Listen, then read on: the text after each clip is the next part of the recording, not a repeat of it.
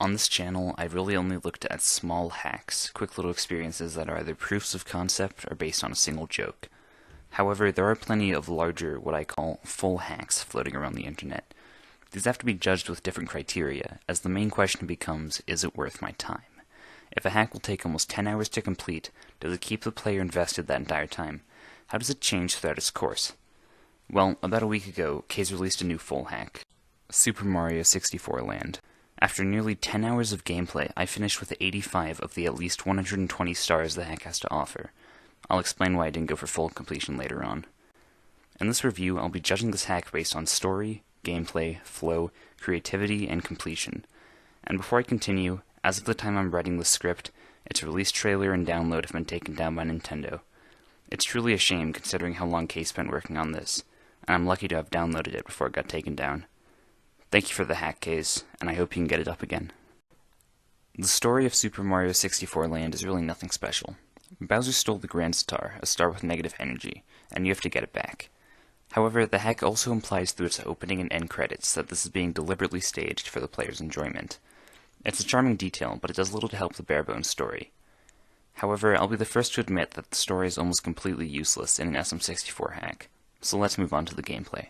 For this hack, Kaze made several changes to Mario's moveset. Now Mario can perform a high jump, aerial dive, and gravity-defying spin. Of these new moves, the only one I used throughout the game was the spin. It can give you a little extra height and allow you to change direction mid-air, though it halts all of your momentum. It makes platforming much more forgiving, which, along with the new wall slide mechanic, gave the impression that the game would be beginner-friendly. I was wrong. By the middle of World 6, I had to start using save states because I was so sick of going through the entire level just to fail the same jump as last time. Even with the new mechanics, the platforming became very unforgiving in the later levels. Now, I'm no Mario expert, so more experienced players should find the difficulty very manageable, but I found myself frequently frustrated with the level of precision the hack demanded. Adding to my frustration were the new power-ups Kaze added. The new power-ups include a Tanuki suit, a cat suit, a bee suit, a cloud suit, a zap suit, and a rocket. I enjoyed the zap, bee, and Tanuki suits. The bee and Tanuki suits were very unobtrusive, barely interfering with your moveset and just making platforming a little more forgiving. And the zap suit was just fun, giving you essentially 3 extra aerial dives. However, I wasn't a fan of the other power-ups. With the cat suit, I found myself diving when I meant to jump kick, and I've never found the cloud suit very fun. And the rocket? Jank. Overall, while I like the idea of new power-ups and concept, I would have liked the game more if it didn't have them. Kaze also created 8 new custom boss fights. With the exception of the Master Hand fight, they were all very intuitive. My favorite has to be the Shadow Mario fight, when you stop playing Mario and start playing Subway Surfers. These fights were often very challenging, and I had a lot of fun with them. And it's a Kaze hack, so there was a lot of custom code. Some that stood out to me were Yoshi, the cart, the soap boat, and the domino thwomps. Yoshi was very slippery, but come on, it's Yoshi. That's awesome. The cart felt very natural to control. Its controls were very similar to an actual Mario Kart game. The soap boat made traversing definitely my least favorite level bearable, and the domino thwomps are pretty self-explanatory. I could go on and on about the custom code in this hack, but we don't have enough time for that, and it's pretty much par for the course with Kaze by now. Overall, the core gameplay of this hack is still standard Mario 64, and while some of the changes were hit or miss, I enjoyed most of them, and I appreciated the fact that Kaze made each and every one of them. Now, let's touch on the flow of the game. This is a very abstract quality, but I'll try to describe what I felt as best as I can. Unlike a normal Mario game with worlds, the levels in this hack didn't feel very connected. I think the worst offender is World 3, which I initially thought was going to be a world based on the theme of food, but then we went to a toy-based level, and then into the toilet, and then back to food in the fridge. And then we fought Master Hand.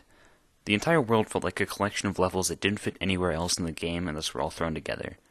I got this feeling to a lesser extent in many other worlds as well.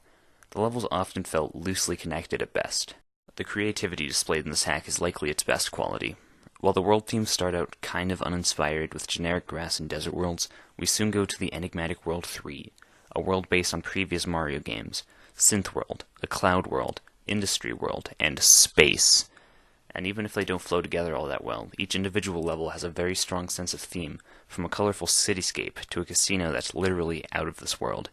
And the hack constantly finds creative ways to use its themes, like having a star for turning on an N64 or slowly freezing to death inside the fridge.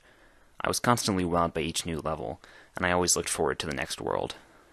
Finally, we need to touch on the completion requirements. While I'm not sure exactly how many stars are needed to reach the end credits, I was able to finish with 85, meaning at least 35 stars are optional. However, once you collect 120 stars, the Champion's Road is unlocked. So why didn't I go for full completion for the sake of the review?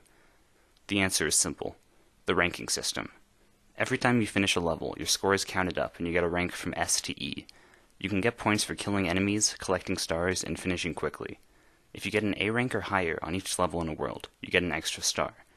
However, considering how difficult the game is, getting an A rank on each level is a daunting task, and one I decided not to do, as the game would have become work at that point.